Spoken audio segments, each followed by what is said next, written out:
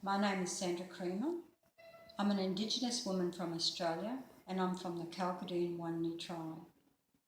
There are over 370 million Indigenous peoples in the world, yet we are amongst the most poorest and we are also the invisible people in the world.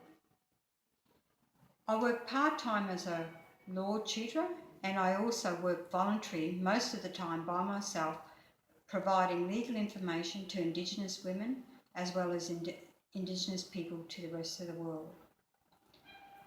I am on the Global Indigenous Women's Caucus to the United Nations Permanent Forum for Indigenous Issues, and on that, with the Global Indigenous Caucus, we provide the interventions into the United Nations on behalf of Indigenous women in the world. One of the main issues that are affecting Indigenous peoples currently is the issue of climate change. This is because of forced removals from their land, corporations and mining and civil unrest in the countries.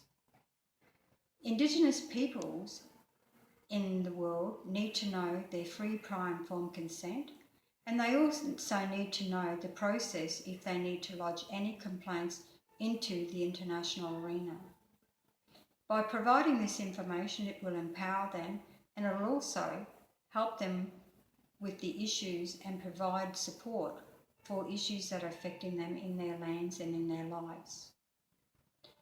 Currently in the Pacific, there are over 20 to 30,000 small islands, and the sea level is rising in the Pacific. There was a case just recently of a man from Kirby Island who wanted to reside in New Zealand under the status of refugee climate change.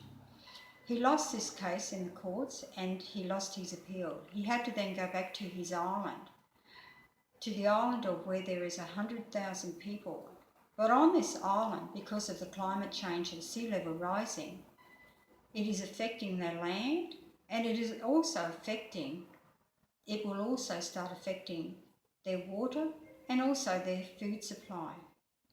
This is one of the reasons why I believe that Indigenous people need to know their right information when they have the issues of violations of their rights.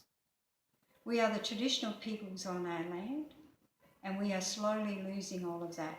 We're losing our language, we're losing our identity, and we will be losing the spirit to who we are as Indigenous people. If we don't receive the support and the help that we need, we won't just be the voiceless, we will then one day become a memory to the world. Thank you.